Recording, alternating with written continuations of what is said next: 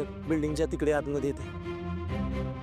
Aditya sir, Aditya sir, Aditya sir, Aditya sir, Aditya sir, Aditya sir, Aditya sir, Aditya sir, कुठं आहात तुम्ही? तुमचा आवाज माझ्यापर्यंत पोहोचत नाही ना माझा आवाज तुमच्यापर्यंत पोहोचत नाही. मी तुम्हाला शोधून काढल्याशिवाय गप्प बसणार नाही. आदित्य सर, आदित्य सर, वक्रतुंड महाकाय सूर्यकोटी समप्रभ निर्विघ्नं कुरु मे देव सर्व कार्येषु सर्वदा. आता श्रीफलाची पूजन करून घ्या, त्याला हळद कुंकू व्हा.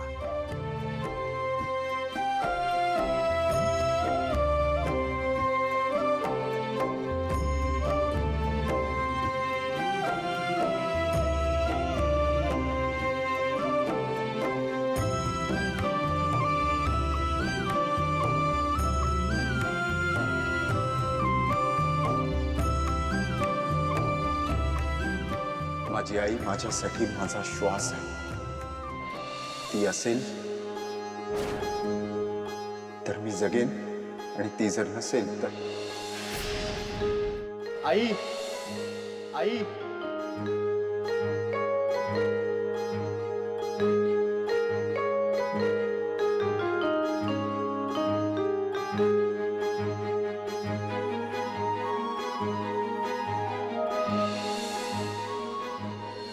आदित्य सर, आदित्य सर कुठे आहात तुम्ही? Aditya sir, Aditya sir, Aditya sir, Aditya sir, sir कुठे आहात तुम्ही? Aditya sir, Aditya sir, Aditya sir,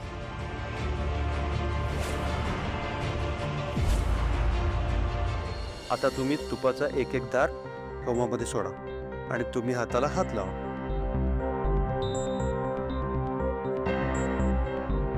आईला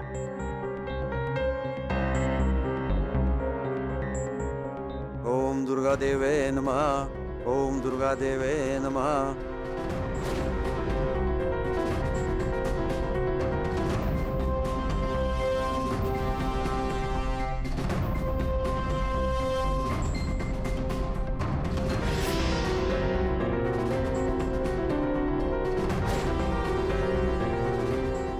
ओम दुर्गा देवे नमः. इथे श्री पूजा संपन्न. ठेवून द्या. तुम्ही आता आदित्यसाठी देवीकडे मनोकामना मागा. Aditya sir, Aditya sir, Aditya sir, Aditya sir, Aditya sir, Aditya sir, Aditya sir, Aditya sir, माझ्या आगीला होत्या ना. सर कुठं आहात तुम्ही? आदित्य सर इथं कुठंच नाही.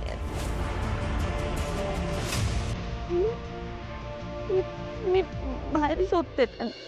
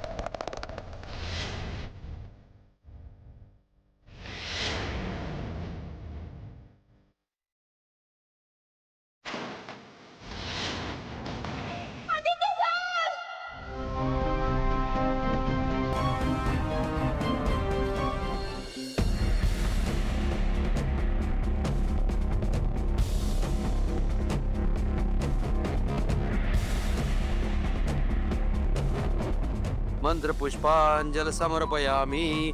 नमस्करोमी.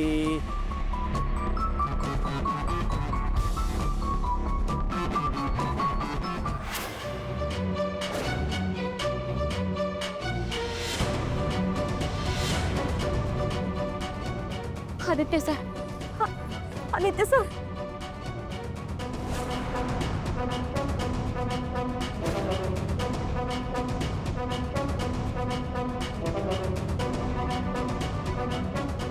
Aditya sir, Aditya sir, Aditya sir, उठा.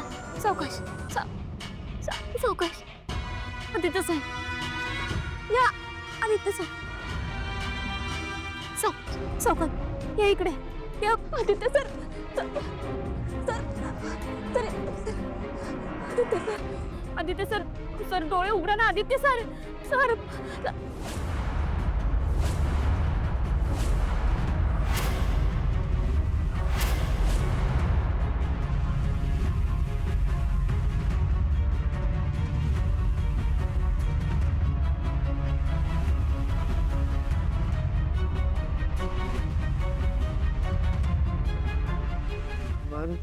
आदित्य सर, उठा उठा उठा, तुम्ही उठा. आदित्य सर, सर सावकाश, सावकाश sir. Aditya sir, sir, sir. Aditya sir, sir डोळे उघडा ना. आदित्य सर, हे बघा, मी आहे ना तुमच्या जवळ. हे बघा, मी तुम्हाला सोडून कधीच कुठं बी जाणार नाही, आणि तुम्हाला मी माझ्यापासून लांब जाऊ देणार नाही.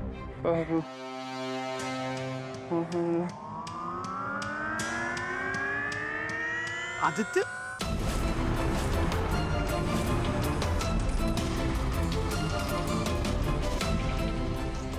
Aditya sir, Aditya sir. आधी याला घरी घेऊन जाऊया. आदित्य, आदित्य, उठ उठ बाळा. आदित्य, सावकाश, सावकाश.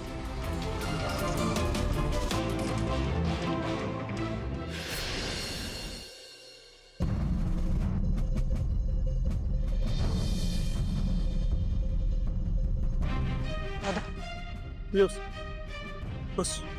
दादा ठीक आहेस ना तू? कुठे लागलाय का तुला? सावित्री, दृष्ट काढायचं सामान घेऊन ये.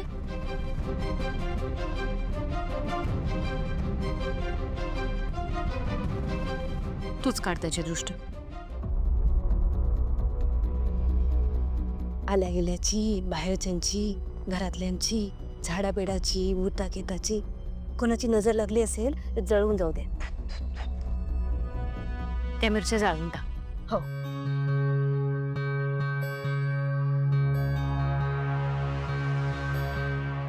आदित्य, तुला बरं वाटतंय ना आता?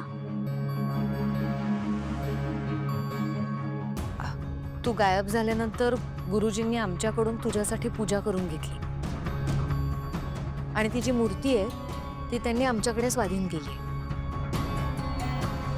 ती आम्ही घेऊन आलोय. तू आज आराम कर. उद्या आपण तुझ्या हातून आपल्या देवघरात त्याची प्राणप्रतिष्ठा करूया. प्रीतम, आदित्यला घेऊन त्याच्या खोलीत जा. हा. चल दादा.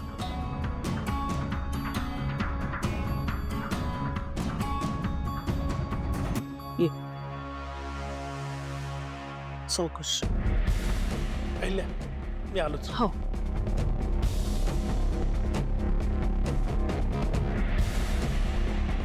पारू,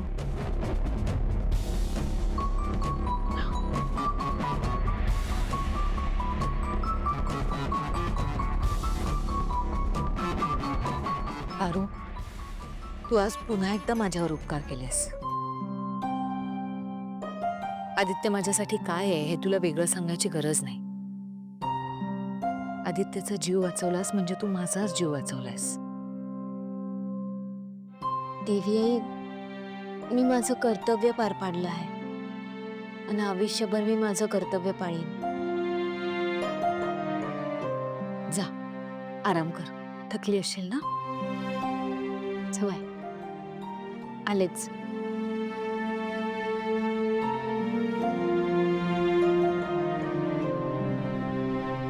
वहिनी, मी काय म्हणत होते, पारू बघा ना बिचारी, म्हणजे बघा ना, कुठलीही सिच्युएशन असू दे, पोरगी अशी हजर असते हो. म्हणजे प्रत्येक वेळी प्रत्येक ठिकाणी काहीही प्रॉब्लेम येऊ दे, पारू हजर है ना. खूप कौतुक वाटतं मला. आता तुम्ही सांगितलेलं का आदित्य सोबत जायला तिला? तुम्हीच सांगितलं असणार. खरंच आज पारू आदित्य सोबत कशी काय गेली होती? काय झालं बहिणी? तिने परवानगी घेतली होती ना तुमची? म्हणजे तुमची परवानगी असल्याशिवाय जाणार नाही ती, बरोबर आहे ना? नाही. काय काय म्हणालात तुम्ही? नाही नाही नाही म्हणालात का? हे मला ऐकू नाही आलं. बापरे, म्हणजे तिने तुमची म्हणजे अहिल्यादेवी किर्लोस्करांची परवानगी नाही घेतली, तशीच गेली? बापरे, म्हणजे शेवटी हिने तिच्याच मनाचं खरं केलं. नाही, मला काय वाटतं बहिणी, ऐका ना, मी कसा विचार करते, जर पारू आदित्य सोबत गेलीच नसती तर आदित्य त्या गुंडांच्या मागे गेला नसता. म्हणजे हे जे काही घडलं ते काहीच घडलं नसतं. वहिनी, तुम्हाला सत्य दिसत नाहीये का डोळ्यांनी?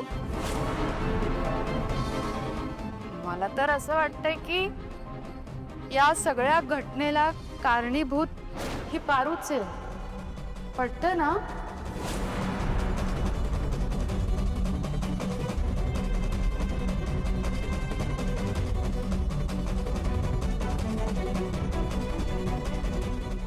प्रत्येक वेळी या पारूची मिजाज मी खपवून घेणार नाही. मला फार दिमाखात म्हणालेली, मी तुमचं इथून पुढे काहीही ऐकणार नाही.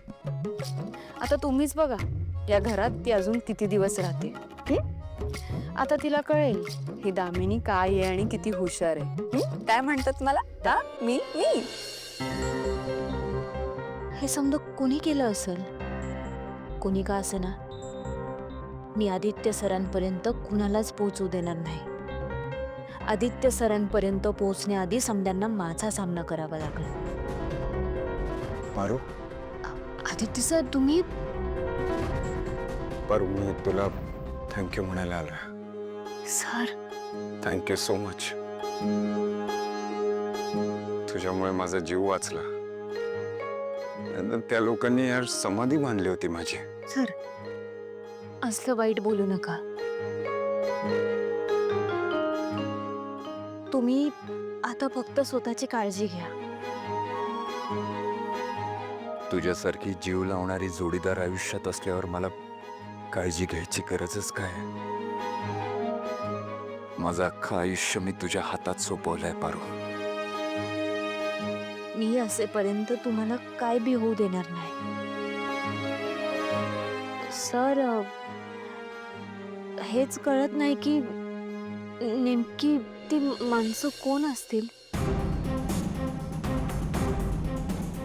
मलाही नाही माहिती. मोहन काका गेलाय कंप्लेंट करायला. पारू, पारू बाळा, अहिल्या मॅडमनी बोलवलंय. देवी आईंनी का बोलवलं असं? चल लवकर. जा.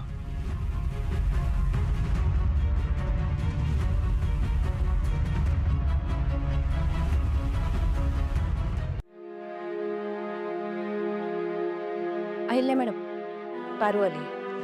सावित्री, तू जा. पारू, इकडे ये. आदित्य, मी तुला खोलीत आराम करायला सांगितला होता ना? तू कुठे फिरतोयस? हो आई, मी आराम करायलाच चाललो होतो. मी पारूशी बोलायला गेलो होतो. ठीक आहे, जाऊन आराम कर. मला पारूशी काहीतरी महत्वाचं बोलायचं आहे. हो, ओके.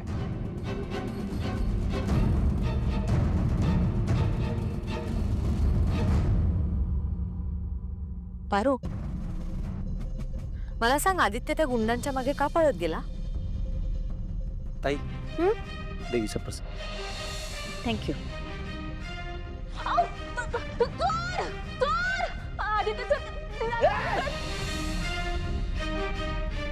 पारूबी काय विचारतेय?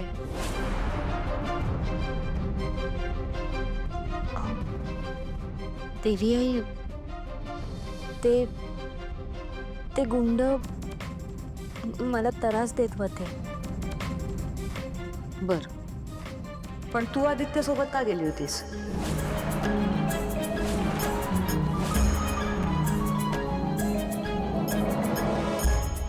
पारू, मला तुझी माझ्यावरची श्रद्धा माहिती आहे. तू इथे का आली आहेस हे सुद्धा मला माहिती आहे. पण तुझ्या लक्षात आलंय का की तू हल्ली हरवल्यासारखी वागतेस? घरातली शिस्त सांभाळण्या पलीकडे तू तुझ्या मनाला येईल तसं वागतेस. आज आदित्य सोबत जाण्याआधी एकदा मला विचारावंसं नाही वाटलं? तुझा माझ्यावरचा विश्वास, श्रद्धा कमी झाली आहे का पारू? नाही देवी आई, असं काय बी बोलू नका. हे बघ, आदित्य किर्लोस्कर ग्रुप ऑफ कंपनीजसाठी अतिशय महत्वाचा आहे. त्याच्यावर शेकडो कुटुंब अवलंबून आहेत. आपल्या सगळ्यांसाठीच तो महत्वाचा आहे. पण त्याचं लक्ष फक्त आणि फक्त बिझनेसवर असलं पाहिजे. आज तू जे काय केलं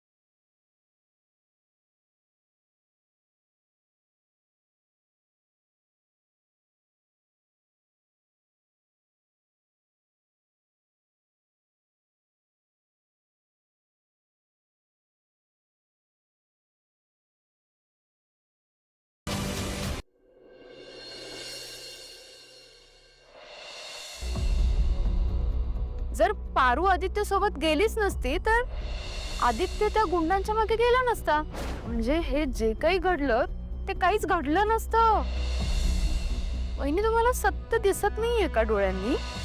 मला तर असं वाटतंय की या सगळ्या घटनेला कारणीभूत ही पारूच आहे. काय ग, केवढी दचकलीस? आईला सध्या मी बघतोय तू सतत घाबरतेस. काय झालं एवढं? श्रीकांत, आपल्या आजूबाजूला ज्या गोष्टी घडतायत ना, त्यानंतर तर मला स्वतःच्या सावलीची सुद्धा शंका येते. भीती वाटणारच रे. हो, पण आपल्या पूर्वजांची पुण्याई आणि आपली चांगली कर्म कामी येतातच ना. आत्ताच बघ ना, आता म्हणजे पारूच्या बाबतीत ह्या घरावर जेव्हा जेव्हा संकट आलं तेव्हा तेव्हा पारूनं स्वतःच्या जीवाची बाजी लावली.